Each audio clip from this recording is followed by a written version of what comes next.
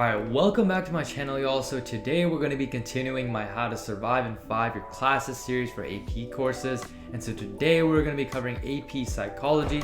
So without further ado, please hit that like button, the subscribe button, and let's get into the video. Now, my first tip, as always, there's always a guru who's going to be able to teach you online. And so in that case, for AP Psych, that is Mr. Sinn, who's also great at HGAP. For those of you out there taking that class, and so that is just a phenomenal resource. How I used to study for my test is I would start, the day before the test when I started reviewing, I would start looking at his lesson videos for every single unit. So if we were on unit 1, I would look at his lessons for every single part of that unit. And that would give you a very condensed understanding. It's not going to give you the full understanding, right? It's just a 5-10 minute video. You can't cover all the AP Psych content that fast, but it will get you a good 70 to 80% of the majority of the content that you will need to succeed on your test. And I highly recommend that you come back after going through the second and third tips that I'm going to provide you, and just look at the unit review videos to again solidify that understanding there. Now, the second tip I have for y'all is to review the vocab. Again, I know how cliche that sounds, but AP Psych is a vocabulary-based course. It really is. A lot of courses are not, like world history, APUSH, they're all embedded in your ability to apply that knowledge, memorize that knowledge, and it's more of the concept rather than the vocab. But AP Psych is straight up vocab. So if you guys don't know, AP Psych is about, I believe it was 70 minutes for 100 MCQ questions. Let that sink in for a second. Most AP tests, you're given a minute or two per question. You were given less than a minute per question on this.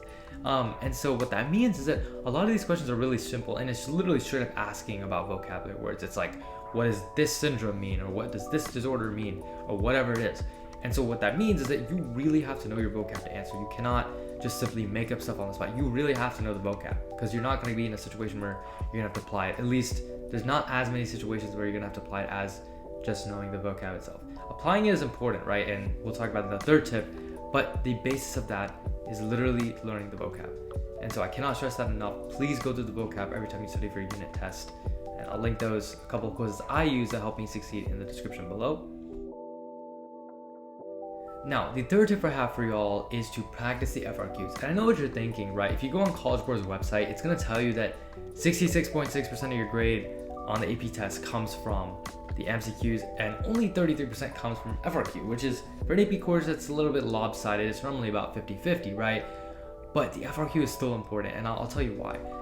A lot of times the way these FRQs are scored is if you get just one word wrong in your answer.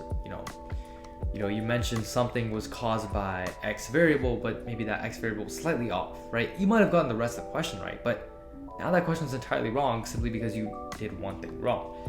And so it's very easy to go down from getting 7 points all the way down to like 3 or 4, which is not going to put you in a position to get a 4 or 5 on your exam or succeed on the FRQs in your class.